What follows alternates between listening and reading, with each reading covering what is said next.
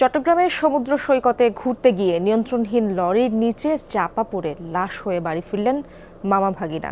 এই ঘটনায় আহত হয়েছেন আরও 4 জন। শুক্রবার রাতে বন্দর নগরীর বিমানবন্দর সড়কে এই ঘটনা ঘটে। এই দুর্ঘটনার পর লরিসহ চালককে আটক করেছে পুলিশ।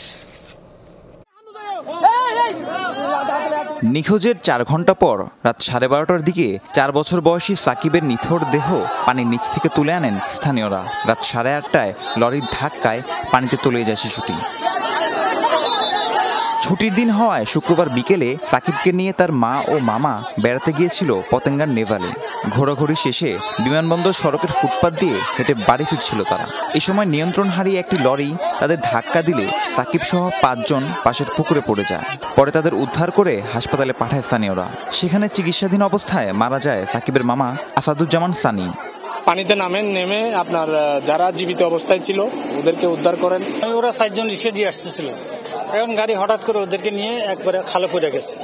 নিহত সাকিবের বাবা আলমগীর এবং মা রিঙ্কি পেশায় পোশাক কারখানা শ্রমিক। তাদের বাড়ি খুলনা বাগেরহাটে। সানি চট্টগ্রাম বেড়াতে এসেছিলেন।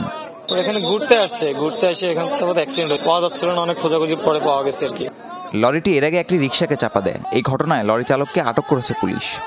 রোড ব্লকার এবং এটা সবই ঠিক আছে, কিন্তু এই গাড়িটা দেখাচ্ছে যে অতিরিক্ত গতিতে এসে আমাদের একদম যে আমাদের রোড যে ব্যারিয়ার অতিক্রম করে উঠে গেছে। দ্রুত পালানোর চেষ্টা করছিল। এখানে টার্নিংটা আপনারা দেখছেন, টার্নিং এ ঘোরানোর পরে সে কোনোভাবে ব্রেক ফেল করে পুকুরে চলে গিয়েছে।